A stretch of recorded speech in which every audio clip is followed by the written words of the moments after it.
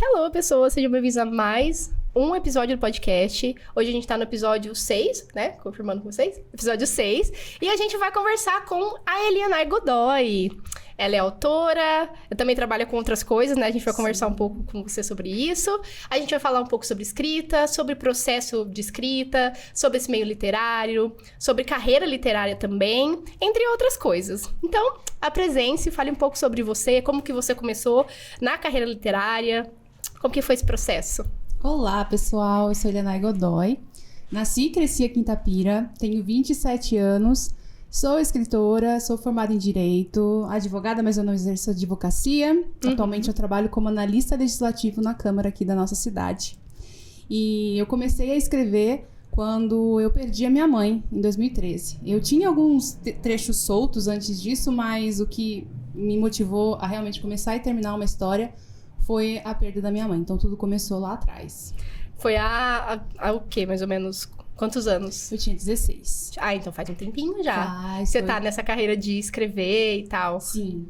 E você começou a escrever pra lidar com esse processo do luto? Como que foi pra você a partir desse gatilho, a escrita? Com certeza, eu acho que foi a escrita minha válvula de escape, né? Uhum. Eu acredito que cada pessoa lida com o luto de uma forma. Uhum. E a minha forma de lidar foi criando um universo à parte, onde eu poderia colocar o que eu tava sentindo e além, né? Deixar ali, explorar os meus medos, os meus anseios. Para aquela época, eu coloquei tudo na personagem, que era a Olivia. Nossa, cara, eu inclusive vou falar pra vocês que eu li, né, esse livro que a Eliana escreveu, a gente conheceu no Dom Penic, no festival lá de Mojimirim. E, cara, realmente, eu chorei várias vezes, tá? Lendo esse livro.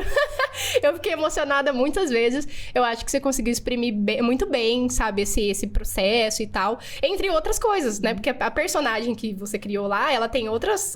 Muitos belos. Né? Ela tem outros lados, outras coisas que eu acho que foi muito legal, né? Você trouxe eu acho que esse 3D, né, do que é ser uma pessoa passando por uma situação de luto e ao mesmo tempo vivendo outras coisas, né? Porque a personagem, ela é uma adolescente. Sim. Então, assim, cara, foi muito legal. Eu acho até bacana quando falam isso, né? Porque quando as pessoas leem, por estar assimilada ao luto, a pessoa vem, aquilo lá é tudo baseado na sua vida. Uhum. E não é tudo baseado na minha vida. Só o luto, na verdade, que é o que eu passei. Agora o resto é só a minha mente, assim, do longe, imaginação.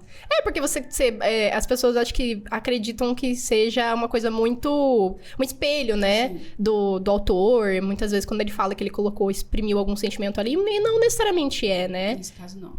Foi uma coisa mais de você criar uma personagem e exprimir um sentimento a partir daquilo. Foi a base. Foi a base. Foi começar. O resto foi longe. Porque...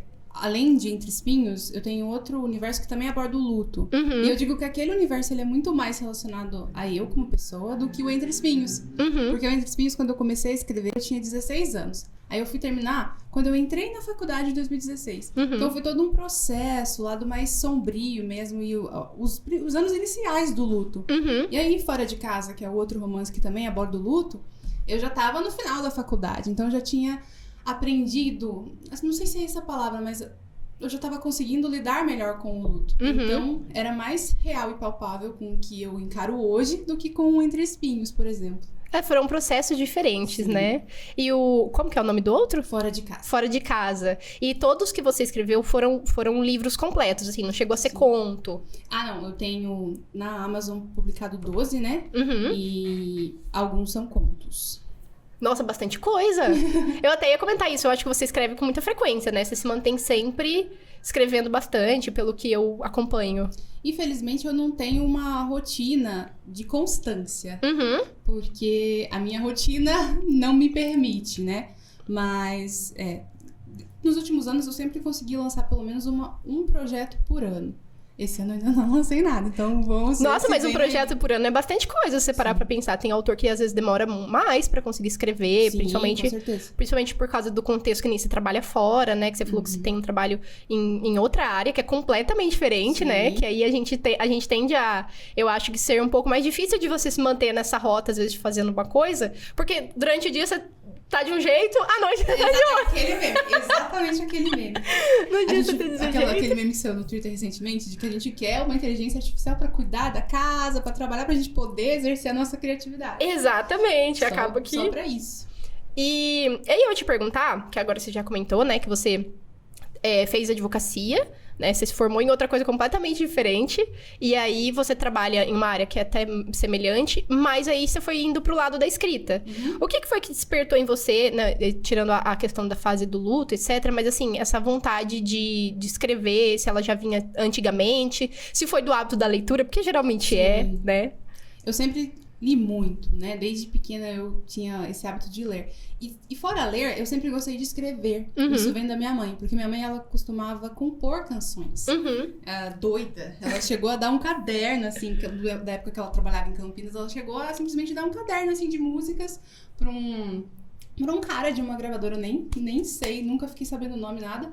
Ela abriu mão disso e ela sempre escrevia. Então eu comecei escrevendo músicas. Primeiramente com melodias que já existiam em outras músicas. Depois eu aprendi a tocar o violão para conseguir dar música às minhas letras. E depois disso foi puxando as pequenas poesias e aí as escritas. Então até 2013 eu tinha muito texto solto. E aí, depois, quando eu perdi a minha mãe, foi quando eu comecei a finalizar as minhas histórias. Mas começou por esse mundo da imaginação mesmo. Eu gostava de ler, e aí eu falei, nossa, mas e se uma história fosse assim, assim, assado, e terminasse assim, assim, assado? E aí eu fui começando a escrever as minhas histórias. Cara, muito bacana. E nesse processo de escrita, assim, qual livro foi mais desafiador pra você de escrever? Eu acho que o último, né? Filhos do Ouro Preto, porque é um romance de época, então eu tive que estudar muito a época. Eu fiquei sabendo que era um romance de época, eu vi, eu falei assim, nossa, realmente, porque assim, eu sei que tem autores que só escrevem romances de época, e aí acaba ficando muito fácil, porque a pessoa também já tá mais acostumada a escrever aquilo. Agora, quando você escreve, acho que é romance contemporâneo, você vai pra um de época, acho que é um... Me pegou porque eu tive que estudar todo o período, né? Porque se passa durante o ciclo do café. E não só isso, mas a linguagem. Porque eu quis deixar próximo do que era na época, mas não de uma forma tão cansativa. Então eu tinha que escolher o que eu ia usar, como eu ia usar. Mas eu me joguei e fui. Porque, assim, só contextualizando, eu escrevi um romance de época porque muitas leitoras falavam, nossa, a sua escrita talvez se daria bem com romance de época. Eu falei, vamos tentar. Aí eu tentei. Por que não, né? Nasceu o Filhos de Ouro Preto. Cara, muito bacana. E assim, Filhos de Ouro Preto também levou mais ou menos 1 ano pra ficar pronto. Ou esse processo ele já foi um pouco mais longo? Filhos do Ouro Preto eu comecei a escrever na pandemia. Nossa, então demorou. Porque tinha uma oficina literária, né?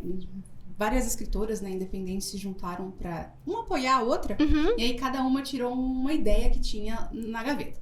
E aí eu tirei o romance de época. E aí eu comecei a desenvolver lá atrás. E foi devagar o processo, porque eu não tenho essa constância, né? Que a rotina não me permite. E aí eu fui terminar no começo do ano passado. Porque o lançamento foi em outubro, né? Do ano passado. Então foi todo esse processo de, acho mais ou menos o quê? Uns 4 anos? Foram todos esses anos. Então ele tava engavetado. Tava. Aí foi uma coisa que você... Porque acho que é muito normal, né? Quando você é autor, você, tipo, ter uma ideia, né? E aí você fala assim, agora acho que não é o momento. Dessa ideia aqui. E aí outra coisa te chama mais atenção e acaba que você escreve aquela outra coisa no momento. Sim. Ou às vezes não consegui, tipo, parar pra pegar e escrever. Porque, por mais que tenham demorado todo esse tempo pra eu concluir a obra, cada vez que eu pegava era, tipo, 2, 3 capítulos que saíam. Então era mais uma questão de tempo. Por causa de faculdade, de trabalho, da rotina, né? Infelizmente, lidar com arte no nosso país tem disso. Você não lida somente com arte, você lida com outras coisas pra conseguir manter, né? Porque geralmente a pessoa acaba sendo autora independente por muito tempo até conseguir tirar aquilo do papel e tornar, às vezes, aquilo um trabalho... como é que fala? Único, né? Tipo assim, trabalhar só com aquilo. Muita gente mesmo também, mesmo depois, não trabalha só com aquilo. É complicado. E você se formou em outra coisa depois? Chegou a, tipo, depois da advocacia, pensar em se formar alguma coisa? Eu me formei em Direito, né? E aí eu não fui atrás de outra graduação. Até porque eu tô exercendo, né? Agora eu quero, na verdade, começar uma pós, que eu preciso começar uma pós, mas não tenho outra formação. Tipo, dentro da área que você tá da literatura agora, você chegou a fazer cursos e tal, mas... Ah, sim, de escrita criativa, de tipo, marketing que é muito necessário pro autor independente, você precisa vender seu peixe. Mano, o marketing tá sendo necessário em todos os lugares, né? Porque tava até falando com o Danilo, que veio aqui, né, no episódio passado, e a gente tava conversando sobre ter que ser marqueteiro. Quando você, assim, você é independente, ser artista, ou até que você tem um próprio negócio, acaba que hoje em dia tem essa necessidade de divulgar muito, porque o boca a boca, ele já não é mais tão funcional como ele era, né? Mas nessa era que a gente tá digital, né? Uhum. Até as pessoas brincam, e nem é mais brincadeira, é verdade. Você tem que ter a sua profissão e você tem que saber como utilizar isso em prol do Instagram. Uhum. Porque é muito necessário que você esteja lá, né? Pra então, ser visto, cursos né? nesse sentido eu precisei fazer. Apesar que eu sou péssima vendendo. Sou péssima vendedora. Ah, Desde a época do ensino médio, eu não consegui vender nem a cartela de rifa pra bancar a formatura. Eu tenho um pouco de dificuldade também com a questão da venda em si, sabe? De, tipo, oferecer o produto, etc. Se eu tiver que falar alguma coisa, tipo assim, do seu livro, nossa, eu vou contar pra todo mundo e eu vou falar e não sei o quê. Só que aí, se for alguma coisa um pouco minha, assim, eu já tenho um pouco mais de dificuldade. Sim, é a mesma coisa. É um pouco mais difícil. Acho que a gente... Porque vender o seu próprio peixe é complicado. É complicado. Falar da gente mesmo também é um pouco complicado, né? Pelo menos pra mim, tipo, chega a ser uma coisa meio... A gente fica meio, ai, será que eu tô incomodando? Será que eu tô, Estou vendendo, galera! Está aqui! É complicado. E esse processo é um pouco difícil. Você precisa estar lá, né? Porque o autor independente, você é o seu tudo. Você é o seu marketing, você é o seu financeiro, você é o autor. Então, você tem que estar em todas essas partes. Então, foi o que pegou bastante pra mim. E você acha que é o que muitas vezes é muito desafiador e faz com que algumas pessoas tenham muita dificuldade de crescer no meio literário? Com certeza. Não conseguir se colocar nessa posição de falar, não, eu preciso me destacar, me colocar, e as pessoas, não é visto, não é ouvido, sabe? Porque essa questão de ser um autor independente é um pouco cansativo no sentido de que você tem que estar lá o tempo todo e dando conta de todas as áreas. Então, às vezes, quando você tem que lidar com o financeiro, com o marketing, com a elaboração, tudo isso influencia a sua escrita. Então, às vezes, você também não consegue escrever o tanto quanto você gostaria por causa daquilo. Atrapalha um pouco o processo criativo, né? Sim, o processo criativo fica totalmente bagunçado ali. Até porque, não sei se pra todos funciona isso, não é uma verdade universal, mas pra mim a escrita, ela até hoje é uma válvula de escape. Então eu gosto de sentar, eu gosto de me divertir com o que eu estou escrevendo, então eu gosto de sentir na pele o que eu estou escrevendo. E às vezes quando você tá cansada, de uma semana cansativa, aquilo não flui da mesma forma. Então, atrapalha o processo criativo também. Acaba que você não consegue, né, se colocar naquele lugar de entrar no personagem, vamos dizer assim. Porque... Mas eu conheço autoras que conseguem se organizar super, com carreira fora, tipo, outras profissões. É que tem gente que é mais pragmática, né? Isso é muito normal. Processo criativo. É. Mas eu não sou assim, gente. Nossa, eu também não. Eu não consigo. Eu já fico assim, se eu tenho muita coisa pra fazer, ou se eu, por exemplo, hoje eu preciso resolver coisas burocráticas.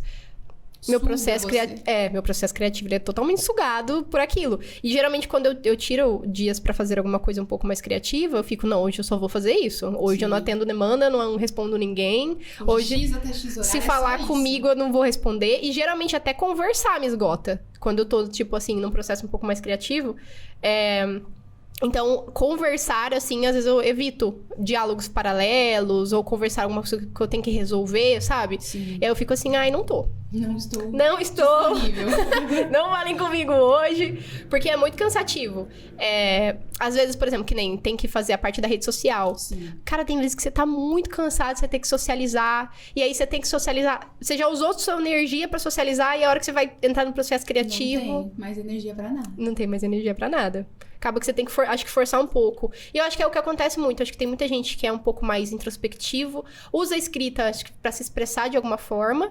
Só que aí tem que estar em um lugar, assim, de um pouco de extroversão. E a pessoa não é assim, né? Então acaba sendo desafiador. É de um desafio. Eu, pelo menos, imagino que seja... Eu acho que essa é uma questão para muitas pessoas que estão ali na área da escrita, porque eu percebo que tem pessoas que são muito extrovertidas, mas tem muita gente que também é muito mais introspectiva, né? E é muito mais fácil você só escrever, lançar e falar, tá aqui, é sobre isso, sabe? Virar as costas e sair. Seria um sonho ter a editora para fazer a parte da divulgação e você só falar, ai, gente, lancei o livro. Beijinhos. Aqui, ó. Agora você não, você tem que estar lá, você tem que divulgar. Pensa em paleta de cores. Pensa no detalhe do post, como é que vai estar. Se ele tá legível, se Sim. tá compreensível, se as Porque pessoas assim, estão... eu não sei como é que funciona pra todos os autores dependentes, né? Uhum. Não é uma verdade universal, mas eu monto tudo. Então, tipo, todos os detalhezinhos que eu coloquei lá, é tudo eu. A maior parte, eu acho, das pessoas Então, que tem que super. fazer um... Porque você fala, vou fazer um post. Aí você entra lá no Canva, que é a plataforma que eu uso, e você perde, tipo, meia hora, 1 hora mexendo naquilo. E fala, meu Deus, não é tão fácil quanto eu achei que seria. Não, pior que não é mesmo. Às vezes o processo criativo de fazer... É processo criativo também. Sim. Você montar um post, você fazer um design... É um processo criativo, porque você tem que pensar no que vai ficar visualmente agradável e ao mesmo tempo compreensível, porque o design pra rede social, ele tem que passar... Ou, na verdade, o design no geral, né? A ideia é ele passar uma mensagem. Sim. E aí, se você não... Ó, o cérebro do... É o cérebro aqui desenvolvendo, gastando todo o processo criativo que aí depois você tem que usar pra escrever, entendeu? Exatamente. É um pouco complexo. E aí, eu tinha perguntado se você já tinha escrito os contos, né? Qual que foi o seu primeiro conto? Que você, assim... Natalino. Sim, foi em 2022, eu acho. Real por Instantes. E veio da fanfic, na verdade. Porque eu falei assim, e se eu estivesse na Coreia do Sul e encontrasse meu idol favorito? E foi assim que saiu Real por Instantes. E foi muito engraçado porque... Teve, óbvio que quando vem a história, né, ela recebe avaliações e resenhas, algumas positivas, outras negativas. E é muito engraçado que na época veio resenhas, tipo, críticas negativas, no sentido, tipo, é uma fanfic. Eu não fui claro o suficiente que era uma fanfic. Eu estou realizando o meu sonho através da Catarina. Será que eu não deixei claro o suficiente? Mas e foi o primeiro conto que eu escrevi. Ele é bem curtinho, tem 15 páginas só. Uhum. Depois dele foram vários. Tem até a continuação, Real pra Vida Toda. Aí já é um dorama. Já é praticamente um Já drama. é o Mas também é natalino, Real pra Vida Toda ou não? Sim, os dois se passam no Natal. Ele segue a mesma ideia da época. Exatamente. Quero ver se eu escrevo um terceiro. Não sei se vai sair ou não. Tô só me prometendo por enquanto. Não tô prometendo nada, na verdade. Não tô prometendo, mas se um dia assim. Eu só estou exprimindo uma vontade. Uma vontade, um desejo.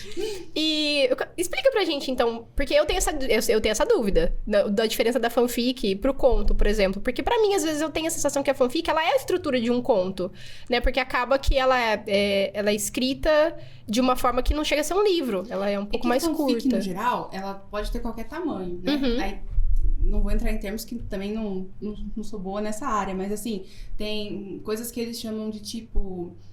short fic, long fic, porque daí é grande, é pequena. Uhum. Algumas são tipo one shot, que é tipo uma página só, que eu acho que seria o conto da fanfic. Uhum. Posso estar enganada. Corrijam aí se alguém vê, né, porque eu também não sou fanfiqueira, eu sou... Só que a só diferença é que leitora. a fanfic usa pessoas reais. Uhum. Então chega lá e a pessoa, seu fã, escreve um conto sobre a Sarah, entendeu? Assim que funciona. Ai, nossa. Só se for o Rodolfo, que é o único fã que eu tenho. Exatamente, é assim, tipo, vai com os artistas. Ou Uhum. às vezes pega, tipo, obras que já existem e escreve com aqueles próprios personagens, né? Uhum. Então, tipo, é uma fanfic do universo de Percy Jackson. Mas em vez do Percy ficar com a Annabeth, eu vou colocar ele com a Rachel, assim. Você acaba Mudando alterando as a coisas. realidade. Eu sempre tive a ideia de fanfic mais ou menos assim, só que eu não sabia em relação a tamanho, como que ela Não, funciona. eu acho que é meio livre. Não tem, tipo, um padrãozinho. Porque eu já vi fanfics muito longas. Uhum. E hoje em dia muitas fanfics estão se tornando originais, né? Porque depois o autor pega essa fanfic e passa pra nomes, Sim. né? Tipo, Maria e João. Daí Aí, vira um transforma. Inclusive, eu acho que essa ideia do Webtoons, eu não sei se você já chegou a ver, por exemplo, dorama adaptado de Webtoon. original. Vi. Eu acho que é Beleza muito... verdadeira, né? Isso! E acho que não só, eu acho que eu já vi um outro também que era adaptado de Webtoon, mas eu não lembro agora. Mas Beleza Verdadeira foi o mais recente que eu assisti. Também. E eu acredito que seja um pouco na mesma linha, assim, da ideia da fanfic que a gente tem aqui, né? Que é aquela coisa do Wattpad, enfim, outras plataformas de fanfic, onde as pessoas escrevem muito e tal. E aí, acho que lembra um pouco essa mesma vibe, a Webtoon. Só que eu acho que o Webtoon, eu não sei se o pessoal só escreve ou se eles fazem ilustração, porque eu vi que é eu acho que tem. que é quadrinho, né? Sim, eu acho que tem. Acho que é comum. Beleza Verdadeira.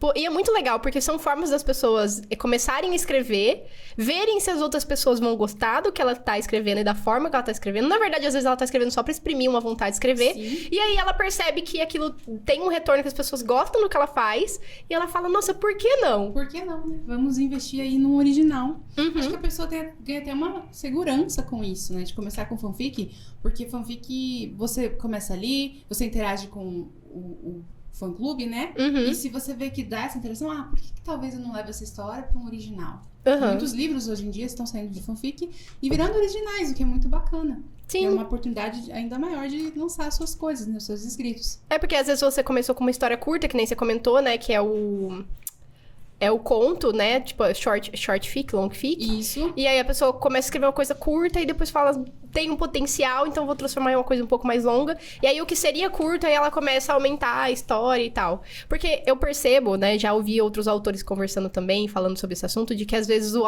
a história, ela cria vontade própria. E os próprios personagens, às vezes, parece que criam vontade própria. Então... Sim. Às vezes o autor fala, eu planejei, não sei se acontece isso com você, mas... eu planejei a história o tempo todo. Lembrei do seu sentido. O tempo todo eu vejo o personagem Fazendo... trilhando um caminho diferente do que eu planejei. Eu jurava que não era isso que ia acontecer. Porque eu vejo que acontece muito. O autor fala, eu fiz começo, meio e fim, a ideia era essa, e daqui a pouco mudei. Porque era isso que o personagem pedia. Sim.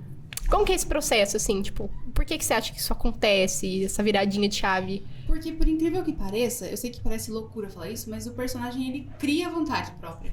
Uhum. E a gente é dele. Ele faz o que ele quer e a gente só vai seguindo o que ele quer. O fluxo. Óbvio que eu conheço muitos autores que fazem roteiro, assim, planejadinho. O Uhum. capítulo vai começar assim, o desenvolvimento vai ser assim, vai terminar assim. E consegue ser leal a isso, que eu acho Uhum. incrível.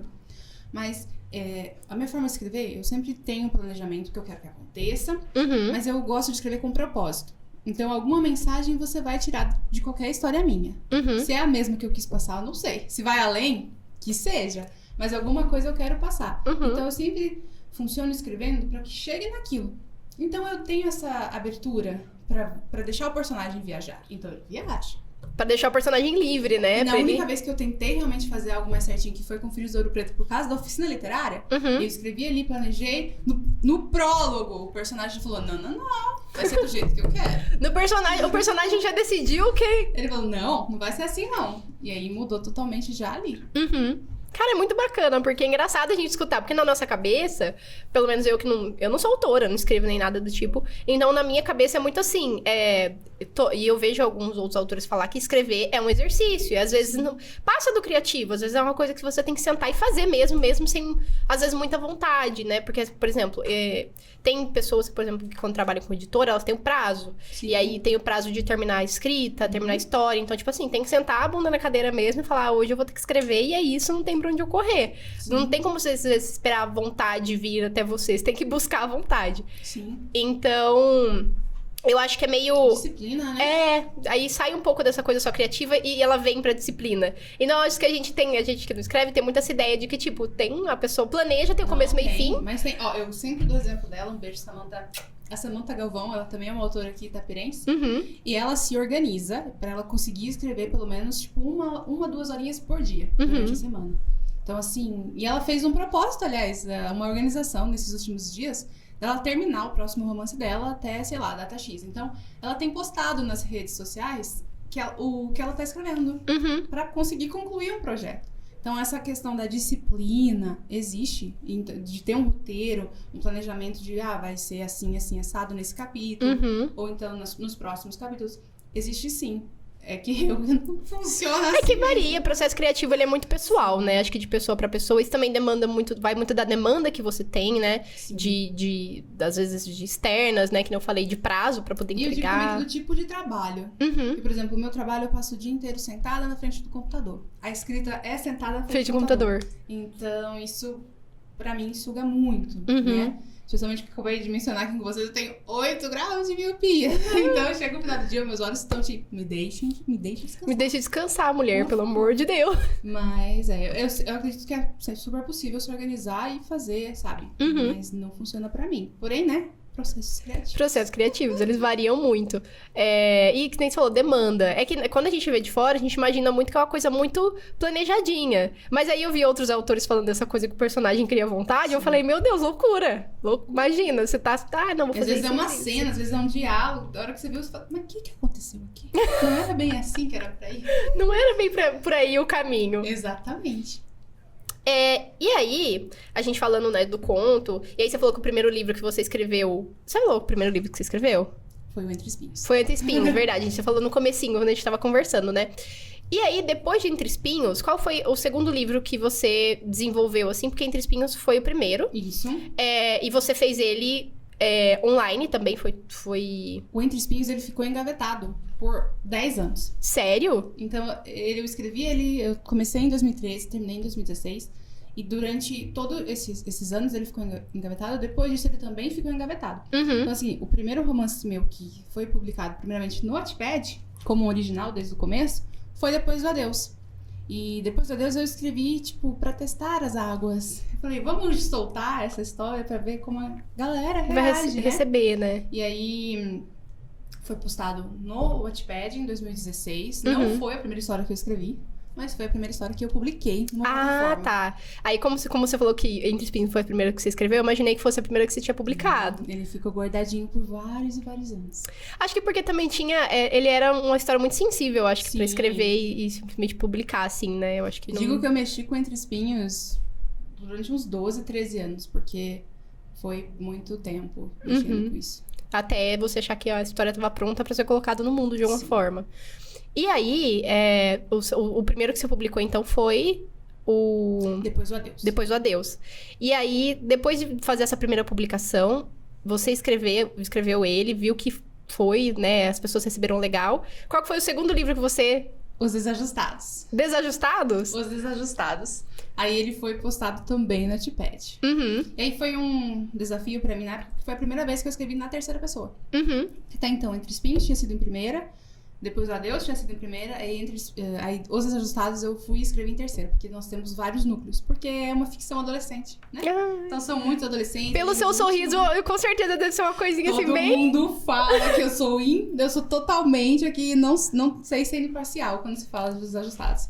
Porque eu tenho um carinho muito grande, porque são todos adolescentes, no último ano do ensino médio, vivendo cada um ali os seus problemas, Uhum. e encontrando suporte um ao outro, né, na amizade. Então, tem um espacinho. Ai, eu amo reservado história pra- assim. Ai, eu gosto muito de história assim, porque eu acho que conforme você vai ficando envelhecendo e vai passando o tempo, você perde um pouco dessa magia. E eu vivo assistindo coisa de história teen, gente. Eu amo também. Eu vivo, porque eu fico assim, nossa, é um escape emocional tão gostoso. Eu tô ansiosa pela terceira temporada de Depois dos 15. Nossa, eu também. Eu amei. Eu achei a série maravilhosa. E assim, eu não li os livros, inclusive, da Bruna Vieira. E aí foi o primeiro contato que eu tive com De Volta aos 15. Cara, eu achei fantástico, sensacional. E eu fiquei até com um pouco de receio, porque eu falei assim, geralmente produções assim, que são com atores jovens, muito novos assim, você fica com um pouco de receio, porque você não sabe se eles vão conseguir alcançar aquele emocional que a série Sim. precisa. E não que eles não tenham competência, não é isso. Mas realmente, às vezes é menos tempo de carreira, são atores que são novos. Mas aí depois a gente teve atores que já estavam ali, Sim, né? nossa. Aí foi escalada Impecável pra mim. a Maísa. E eu achei que a Maísa tava muito legal no papel, Eu inclusive. gosto dela. Enfim, aqui divagamos, mas é que é uma história muito boa. Se você não assistiu ainda, a gente Eu recomenda. recomendo depois. Achei muito legal. E aí, depois que você publicou essa segunda história e passou por esse desafio de escrever na terceira pessoa, quando você publicou o livro físico, como que foi pra você? Tipo, essa decisão de falar, não, agora eu vou publicar um livro físico. Porque você tinha publicado até então no Wattpad, teve esse retorno, né? Você falou assim, não, tá indo legal, vou continuar escrevendo. E aí, qual foi o momento que você decidiu virar essa chavinha e falar, não, vou publicar um livro físico? Eu acho que todo autor, ele tem o sonho de ter a história dele em papel. Assim, ou história, ou escritos. Pelo menos um em papel, um universo você quer. E pra mim era Entre Espinhos.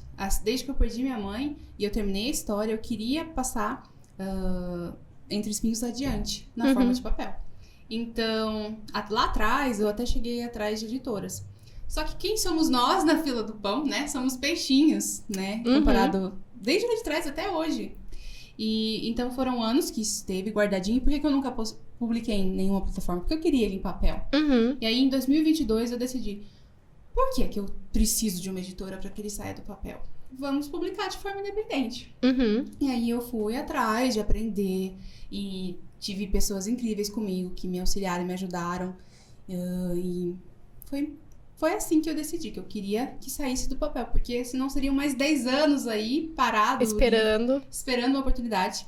Então, eu decidi e lancei de forma física. E, tipo, foi muito desafiador fazer de forma independente? Eu acho que sim, porque, pelo menos assim, eu consegui guardar uma quantia e consegui publicar. Agora, se você só tem o sonho, sem a parte financeira, eu acho que é complicado. E eu vejo muitas autoras que sofrem justamente nisso, né? Aí você vai, junta vaquinha, você faz projetos pra conseguir, né? Juntar esse Tem dinheiro. até plataforma, né, que você Sim. consegue, o Catarse, eu acho que é uma delas, Exatamente. que é muito legal, inclusive, onde a gente pode incentivar autores independentes. E é uma forma muito bacana de conseguir ajudar as pessoas a tirarem o projeto do papel pra gente poder ter mais literatura nacional e com mais diversidade de pessoas, porque acaba... Claro que o mercado tá agora muito diverso, graças a Deus, mas assim... infelizmente não dá pra abranger ainda todo mundo, né? As editoras acabam ficando muito engessadas em algumas situações, porque a gente sabe que é difícil. A literatura tá crescendo no Brasil, mas ainda é um...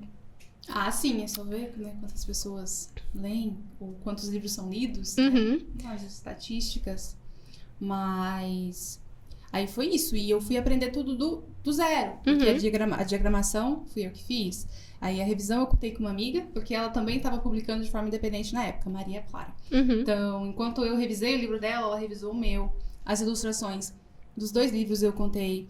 Comedy, que é maravilhosa. Nossa, tá lindo. Realmente, as ilustrações são muito bonitas. Então, assim... Eu comprei Entre Espinhos pela capa, tá? Já vou falar isso já. Quando eu bati o olho que a gente tava lá no evento, eu falei, ai, que capa linda, meu Deus. Que capa linda. Eu tenho uma capa de livro que vai me fazer chorar, vou comprar. É isso. É exatamente assim, né? É porque ele tem essa carinha, assim, de tipo assim, realmente tem ele passa essa coisa mais emocional. Entre espinhos, aí tem ela ali na capa. Eu fiquei assim, tem uma carinha de livro que traz um peso emocional. E aí, quando eu li a sinopse e a gente conversou, falei, vai ser isso que eu vou comprar.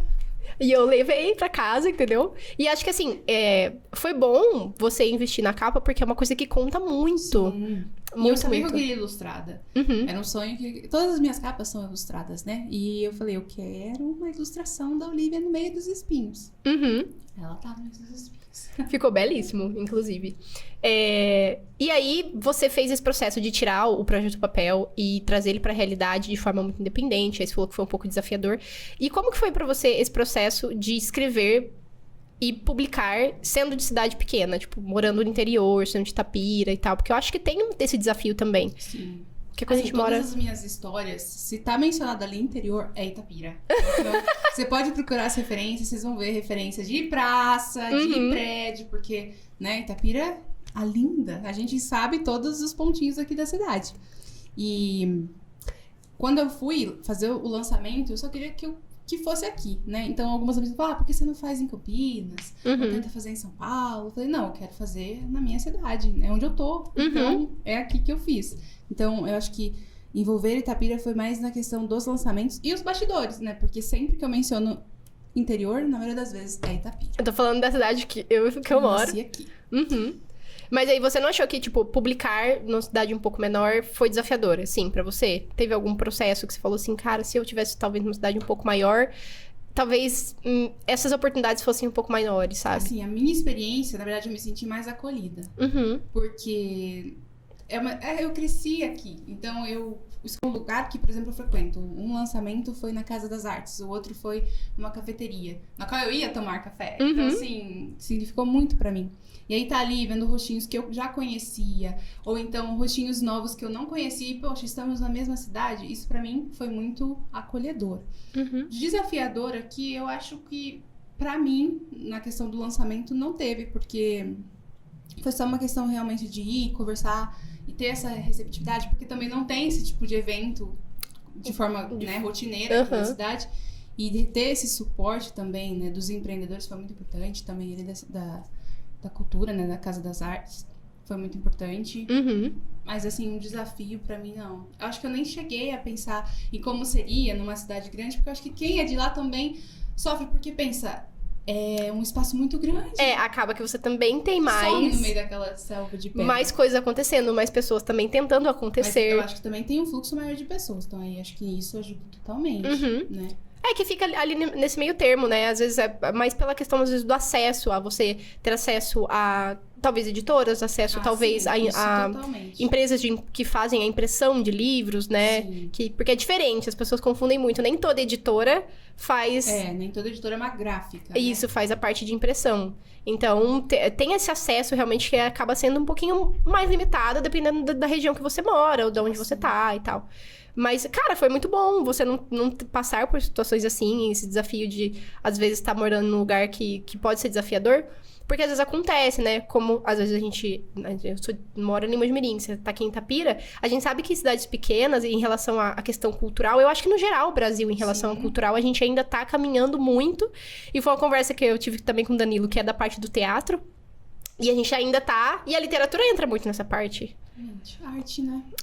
A gente ainda tá caminhando muito pra conseguir... Falando em teatro, temos um curso de teatro agora aqui na cidade. No Senac. Então, ele comentou, ele falou pra gente. Ele falou assim, vai ter um curso de teatro no Senac e tal agora. A gente super achou legal e apoiou, porque...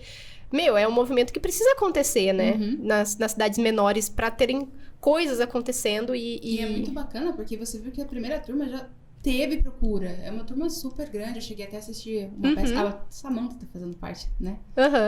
Desse curso. E as pessoas querem, só não tinham até então oportunidade. O que é muito importante a gente ver que tá mudando, né? De passinho em passinho tá mudando. É bacana, porque às vezes, é que nem você comentou, tem essa coisa de ter o interesse e não ter a oportunidade. E tem situações que às vezes até tem, mas a gente não tem o público interessado nisso, porque não é incentivado também. Sim. Né? Então tem lugares que até tem a prefeitura tenta, né? Às vezes até tem algum investimento e não tem muito retorno, porque as pessoas não acabam... que culturalmente a gente acaba sendo um pouco... não negligenciado, mas eu falo que as pessoas vão deixando de lado, sabe? E vai ficando. E ainda, a gente tava conversando, o Danilo falou assim que a ideia era conseguir criar o público. Uhum. Criar o público pra isso. Então, você falou assim, por exemplo, não tinha evento de literatura. Não tinha esse evento de você fazer um lançamento de livro na cidade. Então, você teve que criar esse público e anunciar e tá falando e conversar com pessoas pra fazer isso acontecer. Uhum. Então, eu acho que é mais ou menos essa ideia. Sim. Apesar que depois que eu fiz o lançamento, né, eu fiquei sabendo que até tem, né? Antes já vivia ocorrendo lançamentos e não chegava, por exemplo, até mim, né? Então, tem a eu divulgação. acho que essa questão realmente de passar a espalhar mais e criar uma comunidade, que é uma coisa que hoje eu também percebo que nós temos, né? Nós temos, pelo menos no nicho ali no qual eu tô, temos a Samantha, temos a Luísa, e tá crescendo esse grupo de autores aqui de Itapira, o que é muito bacana de se ver. Sim, é muito legal essa união, porque acaba que vocês se apoiam, e aí cresce tipo, dentro da cidade mesmo, cresce essa parte literária e cultural, porque a gente tende a apoiar muito também pessoas que estão longe. Sim. E aí, quando tem alguém ali perto, acaba que o apoio é muito menor, entendeu? Então, assim, e aí fica difícil. Sim. Pra pessoa conseguir caminhar com o trabalho dela. Então, eu acho muito importante ter, e que nem você falou, às vezes falta a questão de divulgar. Conseguir chegar até essas pessoas. Divulgar um pouquinho mais. E aí, a gente falou, enfim, dos desafios, etc. Agora vamos falar de coisa boa. Qual que é o gênero que você mais gosta de escrever? Romance. Romance romântico, romance dramático. Romance. engraçado. Romance de tudo que é jeito. Romances românticos. Eu gosto de romance também, acho que é um dos meus gêneros favoritos. Mas assim, desengatilhou em você de escrever romance porque é o seu gênero. Sempre foi o seu gênero favorito? Ou pra escrita acabou se tornando o seu gênero favorito? Acho que sempre foi, no geral, né? Desde criança eu sempre gostei muito de filmes de romance, filmes de comédia, filmes dramáticos. E isso sai e vem na escrita, né? Eu tenho uma amiga que a gente tava fazendo um curso juntas recentemente. E aí ela leu, né, Filhos do Ouro Preto. Ela falou, poxa, tava ali mó tensão e do nada você solta uma coisa que faz rir, que distrai. E não é intencional, mas acaba acontecendo naturalmente. Assim como o drama acontece. Às vezes eu começo uma história e falo, essa história aqui vai ser tranquilinha, levinha. hora que vejo, tem drama, tem choro. Então, eu acho que isso sempre esteve comigo e acaba saindo de forma involuntária. Recentemente, eu confesso que eu tenho lido bastante romance policial. Ai, eu amo. Suspense também. Não sei se eu seria capaz de escrever algo assim algum dia, que eu acho que assim, a mente dos autores é genial nesse sentido de reviravoltas e de colocar... Mas quem sabe um dia vem, porque tem despertado bastante a minha curiosidade recentemente. Pra talvez trazer alguma coisa nesse sentido. Enfim, vamos esperar aí, quem sabe, né? Mas pode ficar ciente que terá romance lá dentro também. Não, eu sou assim, tudo que eu tô assistindo... Uma pitadinha de romance. Tudo que eu tô assistindo uma série, tô assistindo um filme, tô lendo um livro, qualquer coisa, eu fico assim, gente, mas não tem um casal, não tem um romance. Não tem uma química, sabe? De olhar. Nossa, nada, nem um par romântico. Assim de saúde. Ai, que tristeza, viu? Porque pior que eu sou desse jeito. Tudo que eu vou assistir, ou ler, ou consumir, eu gosto de um romancinho.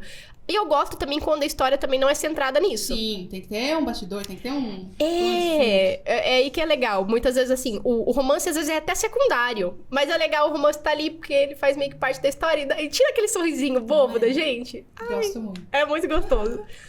E em relação ao romance policial... Eu comecei a ler romance policial faz muito tempo também. E é o gênero que mais me chama atenção, no contexto geral, assim. E é difícil ter, às vezes, romance, por exemplo, em romances policiais, etc e tal. Mas sempre chega a ser uma coisa que chama a atenção da gente justamente pelos plot twists. Tem alguma coisa que você consegue tirar? Às vezes, por exemplo, né, quando você tá lendo romance policial e com os plot twists no contexto de você pensar... nessas viradas de chave, assim, pô, realmente, essa forma de escrever tal coisa poderia ser interessante. E aí, às vezes, você traz pra alguma coisa que você tá pensando em escrever? Eu tenho muita vontade de enganar o leitor, com todo respeito. Porque é muito interessante quando isso acontece na história. E você tá indo pra um lado e, de repente, isso muda totalmente. Eu quero muito fazer algo assim algum dia. Se eu serei capaz, aí já são outros 500, mas tenho vontade de fazer algo nesse sentido. E também elementos surpresas, né? Então, tipo, coisas acontecendo ali que não estavam acontecendo. Eu acho bacana quando isso acontece. E é você colocar... não chega a ser plot twist, né? Chega a ser só algo que a pessoa não tá esperando quando tá lendo. Eu gosto também. Acho bem interessante. Elementos surpresas são os meus favoritos, mas eu sei que tem gente que detesta. Tipo, Quem é Você, Alaska, sabe? Eu acho que eu não li esse.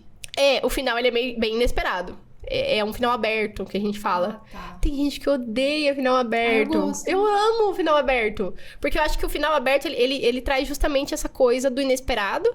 E, ao mesmo tempo, ele deixa na mão do leitor, de alguma forma, especular o que aconteceu Participar dali, né? O que aconteceu depois? Especular o que aconteceu com o personagem, né? De acordo com a personalidade, com o contexto. Enfim, eu acho legal quando fica essa coisa de... Aconteceu ou não aconteceu? Traiu ou não traiu? Entendeu? Fica um pouco... Eu gosto. E em relação à escrita, até no contexto geral também, quais são as suas inspirações? Tá. As suas inspirações, assim, de qual o seu autor favorito, sua autora favorita, o seu livro favorito que, enfim, mais te marcou? Meu livro favorito é Como Eu Era Antes de Você. Assim, eu penso em o Trainer e já começo a chorar instantaneamente. Então, E realmente, ele é muito emocionante. Aquele personagem. Eu acho que junto com a Lou, o que ela tava tirando ali, pra mim, eu tirei junto com ela, né? Então, eu chorei muito no final. Mas vamos trazer pro nacional. Meu Deus, quase derrubei o telefone. Nem é telefone, nem microfone. É o microfone. Pro nacional, eu sempre fui muito influenciada, primeiramente por Karina Ricci, né? Porque naquela época que eu comecei a ler e escrever, era o nome maior, assim, que eu via por aí. Então, depois dela, eu conheci a Aimee. A Aimee Oliveira é uma autora no Rio de Janeiro, de Niterói. Acho que Niterói é São Gonçalo. Acho que ela nasceu em São Gonçalo e depois mudou pra Niterói, se eu não estou enganada. E a Aimee, ela tem uma escrita muito inteligente. Ela escreve romance contemporâneo, mas eu digo que ela é muito inteligente porque as falas, a forma como ela constrói as histórias e os personagens é de uma leveza e de uma naturalidade. E que coisa que de outro mundo. Se um dia você tiver a oportunidade de lê-la... Aimee Oliveira.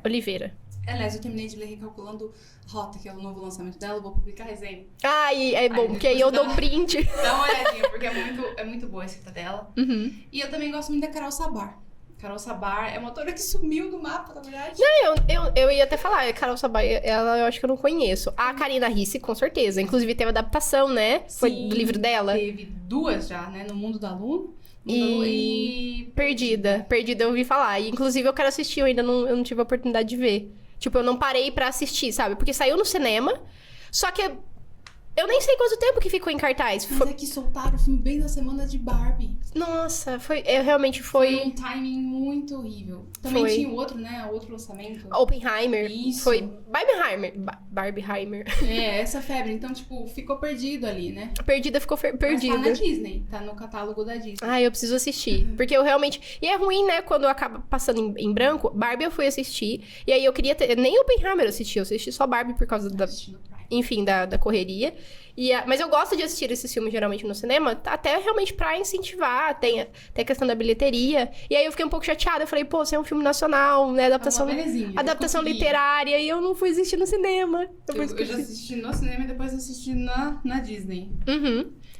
Óbvio que tem as mudancinhas ali, mas eu achei que ficou muito bonita a produção de Perdida. Ah, eu quero muito assistir. Eu vi no podcast do Dom Penny que uma das meninas que foram entrevistadas, ela comentou que Perdido ficou bem bacana. Muito fofinho, eu achei. Ah, e acho que a gente precisa de um pouco de filme, assim, BR também, né? Sim. De umas comédia romântica, uma coisa assim. Porque acho que, assim, cinema brasileiro nacional, ele acaba sendo muito vasto, mas a gente vai muito também pra filmes de crítica, às vezes filme de comédia e tal. E comédias românticas, até que a gente não tem tanto. Pelo menos eu não vejo tantos assim. E quando tem, vai mais pro lado da comédia também. Então eu sinto essa falta da comédia romântica. Acho que agora, graças aos streams, tá ganhando mais força, né? Graças a Deus. Fico muito feliz, inclusive. E aí você tá falando da Carol? Sumiu. Nunca mais vi. Carol Sabar sumiu do mapa. E pior que o último lançamento dela foi Cabeça de Ferro. Uhum. E ele termina, não aberto, mas ele termina claramente no sentido de que vai ter uma continuação. Uhum. E não teve. Então, vira e mexe, eu tô lá na DM dela assim, viu? Não é querendo te pressionar, não. Termina, por Mas favor. assim, a gente só queria saber o que vai acontecer.